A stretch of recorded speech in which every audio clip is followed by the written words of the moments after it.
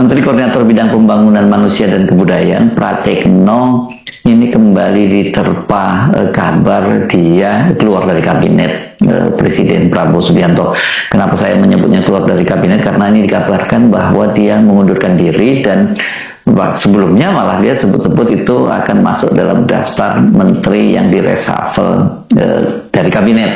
Ini berkaitan dengan peristiwanya, karena timelinenya pada bulan Agustus ini. Hari ini Selasa 11 Agustus 2026, kabar itu berembus lagi kencang di lorong-lorong Istana Negara dan langsung memicu kegaduhan di ruang publik. Isu ini mengelilingi bola salju, berbagai spekulasi liar pun bermunculan, mulai dari alasan kesehatan, tidak keharmonisan politik, hingga desas-desus perombakan kabinet atau reshuffle menjelang momentum 17 Agustus. Istana memang bergerak cepat untuk memadamkan rumor ini. Namun bagi para pengamat politik, gosip di lingkaran kekuasaan jarang sekali akhir di ruang hampa. Jadi ya seperti peribahasa, tidak ada asap kalau tidak ada api. Ada pesan tersirat yang sedang dikirimkan ke publik. Mengapa nama Pratikno itu begitu sensitif?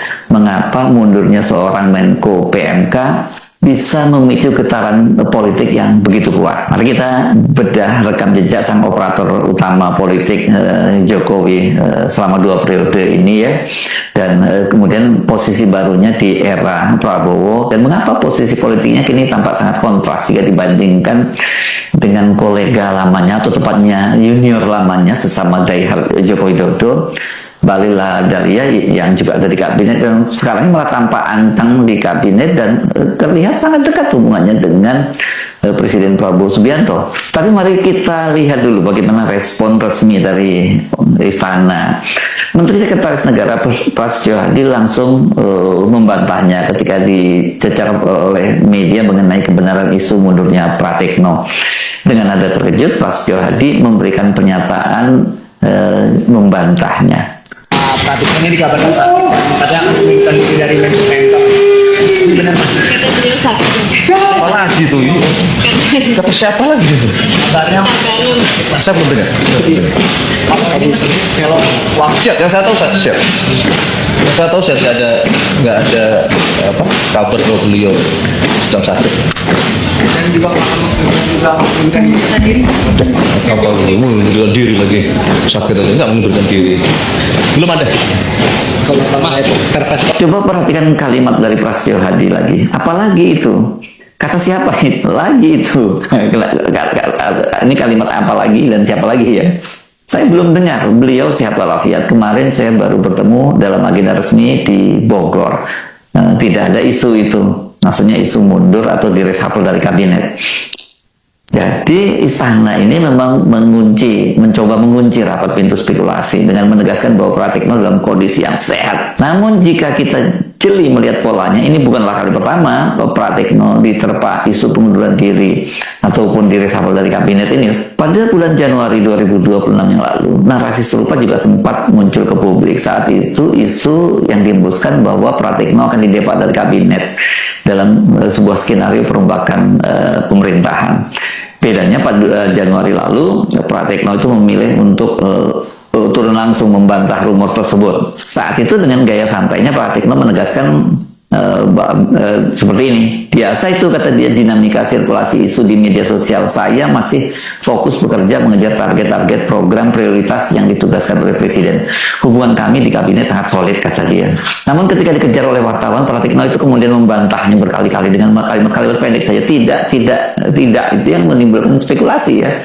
Tapi kan bukti kemudian spekulasi itu tidak terbukti ya. Sampai sekarang, sejak Januari sampai Agustus, Pratikno masih tetap anteng di kabinet. Namun perhatikan perbedaan krusial hari ini. Ketika isu serupa kembali muncul dan meledak, Pratikno sampai sejauh ini kan masih diam di belakang layar. Dia belum memberikan bantahan langsung, dan keheningan inilah yang kemudian dirawat oleh publik menjadi teka-teki baru. Ketika estafet kekuasaan beralih ke tangan Prabowo Subianto pada Oktober 2024, posisi Pratikno ini sempat menjadi komoditi panas. Nah, sebelumnya dia dikabarkan bahwa dia termasuk menteri yang tidak akan lagi dipakai oleh Prabowo Subianto. Sebelum kabinet diumumkan pada tanggal 15 Oktober 2024 ke tanggal 13 ya, kalau seingat saya ini Prabowo itu kemudian menemui Joko Widodo di Solo. Dalam pertemuan tersebut dikabarkan Jokowi menitipkan sejumlah nama. Ini yang sudah beredar sebelumnya bahwa Jokowi akan menitipkan belasan nama menterinya untuk kembali masuk kabinet, dan dalam pertemuan dengan Prabowo itulah dikabarkan bahwa Jokowi kemudian menyodorkan nama-nama menteri kunci termasuk Pratikno yang harus tetap diakomodasi dalam pemerintahan baru Prabowo. Banyaknya titipan Jokowi inilah yang kemudian menjadi penyebab bengkaknya kabinet Prabowo, karena selain nama-nama yang telah dia siapkan, Prabowo harus mengakomodir nama yang dititipkan oleh Jokowi. Maka jadilah ratusan itu kan. Bahkan dalam satu kesempatan Prabowo ketika seingat saya dalam ulang tahun PSI di Solo kan dia candai PSI, partai yang tidak masuk dalam kabinet tapi kok jumlah menterinya sangat banyak. Ya karena ini faktor Jokowi kan, bukan faktor PSI atau faktor kapasitas menteri-menteri yang dipilih oleh Jokowi maupun wakil menteri yang dipilih oleh Jokowi di dalam kabinet. Nah, saya kira Prabowo sendiri sampai sekarang kalau diminta untuk menyebutkan nama-nama siapa menterinya, apalagi kemudian wamennya, pasti banyak Prabowo pasti banyak yang lupa. Pratikno sempat menepis narasi menteri titipan itu dengan kelakar. Dia berkelakar bahwa kayak GoFood aja dititip-titipin katanya. Namun fakta bahwa dia tetap masuk kabinet membuktikan posisi tawarnya Jokowi itu memang sangat kuat. Ini Pratikno bahkan naik kelas secara hierarki struktural. Dia menjadi Menteri Koordinator Bidang Pembangunan Manusia dan Kebudayaan, Menko PMK. Saya sering lupa nih jabatan para menteri ini, jujur aja, karena saking banyaknya menteri yang mudah-mudahan nggak salah ya jabatan Pak Pratikno itu sekarang Menteri Pembangunan Manusia dan Kebudayaan, Menko PMK, karena sering ketukar-tukar ini dengan posisinya Ketua UMM PKB Muhaimin Iskandar ya. Oke, jabatan Menko itu adalah sebuah jabatan yang tinggi yang membawahi banyak kementerian teknis. Tetapi disinilah paradok politik itu terjadi. Di atas kertas posisi Menko itu promosi dong ya. Namun dalam realitas politik praktis, posisi Menko PMK sering disebut sebagai administratif yang sunyi. Sebagai Menko, Pratikno kehilangan kendali langsung atas birokrasi, taksis harian, dan anggaran operasional besar yang dulu dia miliki sebagai Mensesnek. Wah, Mensesnek ini kan kekuasaannya sangat besar ya. Jadi Pratikno itu tidak lagi memegang kunci gerbang utama kekuasaan presiden. Dulu pintu masuk Presiden Jokowi pada waktu itu selama 2 periode ya lewat Pratikno itu. Bahkan mungkin pintu masuknya itu pada waktu itu tunggal dia, tidak seperti sekarang. Kalau sekarang kan banyak pintu masuk ya, melalui Menteri Pertahanan Syafri Samsudin, melalui Wakil Ketua DPR Sufmi Dasko Ahmad yang sudah Ketua Harian Partai Gerindra, dan ada lagi pintu masuk yang menjadi pintu terakhir yakni melalui Sekap Teddy Indra Wijaya. Nah, di bawah kendali Presiden Prabowo yang memiliki gaya kepemimpinan komando yang tegas, fungsi Menko PMK itu terasa berjalan di jalur formalitas tapi tanpa peran politis yang berarti. Selain itu, Pratikno itu juga kehilangan posisi penting yang krusial dari seorang presiden di era Joko Widodo, yakni sebagai operator politik utama istana. Di era Jokowi, Pratikno itu berperan sangat penting dalam seluruh aspek pemerintahan, termasuk juga pergantian kabinet, reshuffle kabinet dan sebagainya. Pasti Pratikno dilibatkan, termasuk perannya mengkomunikasikan kepentingan Presiden Joko Widodo pada waktu itu ke DPR. Bahkan dia disebut-sebut juga berperan sebagai jembatan dengan Mahkamah Konstitusi dalam proses meloloskan Gibran Rakabuming Raka, anak Joko Widodo, sebagai calon presiden. Kendati pada saat itu dari sisi usia Gibran itu kan belum memenuhi syarat. Kala itu komunikasi istana ke Mahkamah Konstitusi yang diperankan oleh Pratikno itu berjalan sangat lancar, sangat mulus karena Hai, saya Kitty Ruth Kirana, Gen Z, Master Kebijakan Publik dari Tsinghua University, China. Selamat datang di Komentar Kitty Kirana, ruang di mana kita akan membedah isu publik melalui kacamata kebijakan publik. Di dunia akademik, ada satu dosa yang sering dianggap kecil tapi dampaknya besar: kesombongan institusional. Ketika sebuah kampus merasa dirinya terlalu tinggi untuk diperiksa, terlalu suci untuk diaudit, terlalu besar untuk tunduk pada hukum. Dan dalam kasus ini, istilah itu muncul di persidangan resmi Komisi Informasi Pusat. Ketika Majelis KIP menyebut sikap UGM, Universitas Gadjah Mada, sebagai bentuk chauvinisme institusi, karena UGM menolak melakukan uji konsekuensi yang diwajibkan peraturan perundang-undangan. Komisi Informasi Pusat adalah lembaga negara yang dibentuk berdasarkan Undang-Undang Nomor 14 Tahun 2008 tentang Keterbukaan Informasi Publik. Dalam sengketa ijazah Presiden Jokowi, KIP memerintahkan UGM untuk melakukan uji konsekuensi atas dokumen administrasi akademik Jokowi,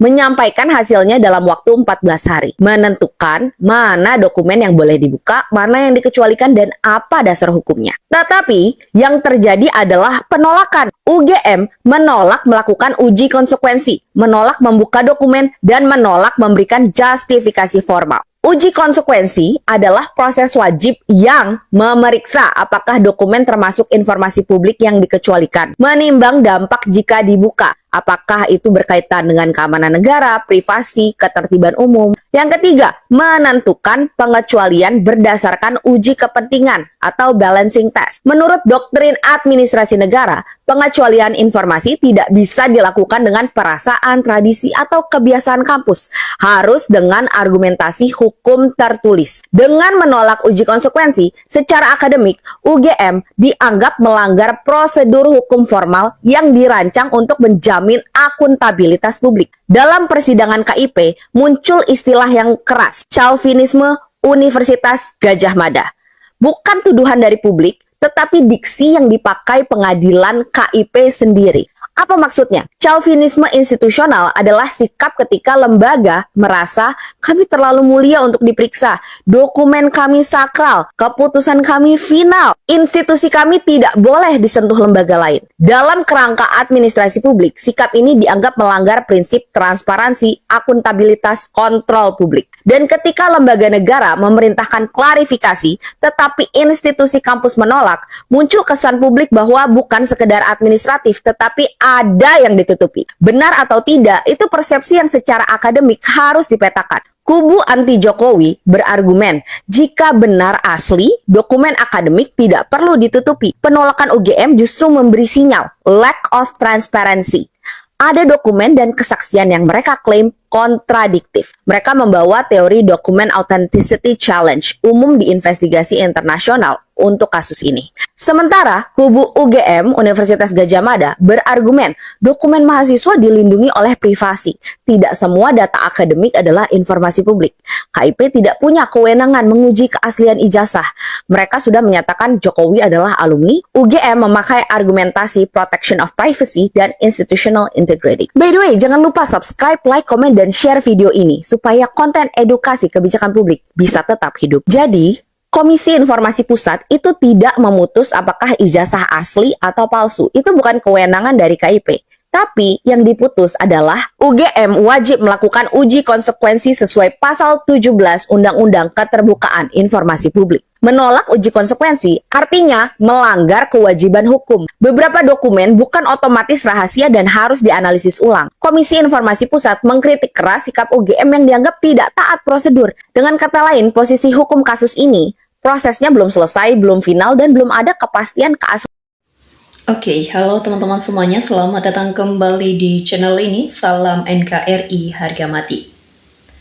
Pada kesempatan kali ini kita akan mengulas dan membedah secara mendalam isu yang terus menjadi perbincangan hangat di tengah masyarakat, yaitu polemik mengenai keabsahan dan keberadaan fisik ijazah Universitas Gadjah Mada UGM milik Presiden Joko Widodo. Isu ini seolah tidak pernah surut dan terus memicu perdebatan sengit, baik di kalangan masyarakat awam, pengamat publik, hingga para ahli hukum dan akademisi.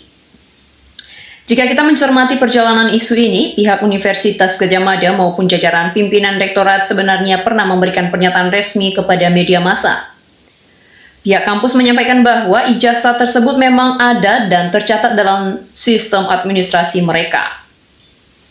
Namun, persoalan mendasar yang hingga kini dinilai oleh publik belum terselesaikan adalah ketidakhadiran bukti fisik ijazah asli yang ditunjukkan secara terbuka dan transparan di hadapan khalayak umum. Dalam pandangan publik, penyelesaian polemik ini sebenarnya sangat sederhana dan tidak membutuhkan proses yang berbelit-belit. Ya, apabila bukti fisik ijazah asli ditunjukkan secara langsung kepada media dan publik, maka seluruh keraguan, spekulasi, dan prasangka yang berkembang di masyarakat akan gugur dengan sendirinya hanya dalam hitungan menit. Namun karena ketidakjelasan tersebut berlarut-larut tanpa adanya pembuktian fisik yang konkret, wajar apabila spekulasi terus berkembang di tengah masyarakat. Hal inilah yang kemudian memicu kegaduhan publik yang berkesinambungan, dan perdebatan ini merambah luas mulai dari tingkat masyarakat biasa, kalangan aktivis hingga para praktisi dan pakar hukum ketika sebuah persoalan yang semestinya dapat diselesaikan secara sederhana justru dibiarkan mengambang. Muncul dugaan bahwa ada proses penanganan yang tidak efisien atau bertele-tele. Teman-teman, dalam ranah hukum dan persidangan, fakta menarik juga terlihat dari penanganan perkara oleh Jaksa Penuntut Umum atau JPU. Pihak JPU telah menghadirkan puluhan saksi untuk memperkuat dakwaan terhadap pihak penggugat atau terdakwa yang mengangkat persoalan ini. Namun muncul kritik bahwa dari sekian banyak saksi yang dihadirkan di persidangan, tidak ada satupun saksi yang secara nyata melihat atau mengonfirmasi keberadaan bukti fisik ijazah asli tersebut. Hal ini memicu pertanyaan kritis dari para pengamat hukum mengenai relevansi penerapan pasal-pasal pidana yang disangkakan, dan beberapa pihak menilai bahwa sangkaan yang diterapkan terasa sangat berat dan tidak proporsional untuk sebuah perkara yang berfokus pada klarifikasi dokumen administrasi publik. Teman-teman, melihat dari sudut pandang akademisi dan dunia pendidikan tinggi, proses verifikasi status kealumnian seseorang sebenarnya tidak hanya bergantung pada satu lembar kertas ijazah semata. Seorang dosen dan akademisi paham betul bahwa dalam sistem administrasi kampus, seluruh rekam jejak akademik tersimpan secara terstruktur. Proses pendidikan seorang mahasiswa melibatkan rantai administrasi dan akademis yang panjang, mulai pendaftaran awal, perkuliahan dari semester pertama hingga semester akhir, bimbingan dengan dosen wali dan dosen pembimbing skripsi, pelaksanaan kuliah kerja nyata atau KKN, ujian skripsi, hingga rapat yudisium dan kelulusan. Ya, oleh karena itu, apabila penyelidikan dilakukan secara menyeluruh dan objektif, pembuktian keabsahan status akademis seseorang dapat ditarik mundur melalui pencocokan rantai administrasi tersebut. Keterangan dari teman-teman seangkatan, dosen pembimbing, serta dokumen rekam medis akademik kampus dapat disandingkan untuk membangun kebenaran material. Dalam konteks kejujuran dan keterbukaan, seluruh pihak yang terlibat menjadi kunci utama untuk mengakhiri polemik. Gelar akademik seperti insinyur atau sarjana merupakan sebuah kebanggaan bagi siapapun yang berhasil menyelesaikannya melalui proses belajar yang sah. Teman-teman, secara sosiologis, setiap tokoh atau pejabat publik tentu merasa bangga atas pencapaian akademik yang diraihnya. Namun untuk menjaga kepercayaan publik terhadap institusi pendidikan tinggi dan penegakan hukum di Indonesia, transparansi total sangat diperlukan. Kepolisian dan aparat penegak hukum diharapkan dapat bekerja secara profesional, presisi dan akuntabel dalam melakukan proses penyelidikan, sehingga kepercayaan masyarakat terhadap hukum dan dunia akademis tetap terjaga dengan baik. Langkah pembuktian yang transparan bukan sekedar untuk menyudahi perdebatan di media sosial, melainkan untuk menjaga marwah dan integritas lembaga pendidikan tinggi kita. Universitas Gadjah Mada adalah salah satu perguruan tinggi negeri tertua dan paling disegani di Indonesia. Ketika nama besar sebuah institusi akademis ikut terseret dalam polemik publik yang berkepanjangan, yang dipertaruhkan bukan lagi reputasi satu atau dua individu, melainkan standar tata kelola dan keabsahan sistem administrasi pendidikan nasional secara keseluruhan. Teman-teman, kita harus menyadari bahwa dalam era keterbukaan informasi seperti sekarang, publik menuntut akuntabilitas yang mutlak di setiap pejabat negara maupun institusi publik. Keterbukaan informasi bukan lagi sebuah pilihan, melainkan kewajiban moral dan hukum. Ketika masyarakat mengajukan pertanyaan atau keraguan terkait dokumen administrasi seseorang pemimpin, cara terbaik untuk meresponnya bukanlah dengan memunculkan hapasi, defensif, atau saling tuduh, melainkan dengan membuka data secara terang benderang. Apabila kita menelaah lebih lanjut dinamika sosial yang terjadi, polemik ini terus membesar karena adanya kepatutan publik yang merasa belum terpenuhi. Masyarakat merindukan hadirnya budaya kepemimpinan yang menjunjung tinggi keterbukaan dan keteladanan. Ketika sebuah dokumen resmi negara atau bukti kelulusan menjadi objek perdebatan, penanganan yang cepat, tegas, dan transparan akan langsung menutup celah bagi spekulasi liar maupun narasi kebohongan yang berpotensi memecah belah bangsa. Penegakan hukum dan transparansi akademis juga berfungsi sebagai fondasi penting bagi generasi mendatang. Jika standar pembuktian dalam persoalan dokumen publik dibiarkan kabur atau menggantung tanpa kepastian hukum yang kokoh, hal ini dapat menjadi presiden buruk bagi tata kelola kearsipan dan keabsahan gelar di masa depan. Lembaga penegak hukum, kepolisian, dan kejaksaan memiliki peran vital untuk bertindak sebagai penengah yang netral, independen, serta terbebas dari intervensi politik manapun. Ya, teman-teman, selain itu, peran dosen, rektor, dan akademisi di seluruh Indonesia sangat krusial dalam menjaga iklim keilmuan yang jujur. Kampus harus tetap menjadi benteng terakhir kebenaran ilmiah dan kejujuran intelektual. Ketika para akademisi berani bersuara berdasarkan fakta dan kearsipan yang valid dan kejujuran moral, maka integritas perguruan tinggi di mata masyarakat internasional akan tetap terjaga dengan hormat. Ya, teman-teman, sebagai bangsa yang besar, Indonesia membutuhkan iklim demokrasi yang sehat, di mana hukum ditegakkan tanpa pandang bulu dan kebenaran material menjadi panglima tertinggi. Mari kita jadikan polemik ini sebagai pelajaran berharga untuk terus mendorong perbaikan sistem administrasi, transparansi publik, dan penegakan hukum yang adil di tanah air. Tetap kritis, tetap objektif, dan senantiasa mengedepankan kepentingan bangsa di atas kepentingan pribadi maupun kelompok. Sampai jumpa di pembahasan selanjutnya dan salam NKRI harga mati.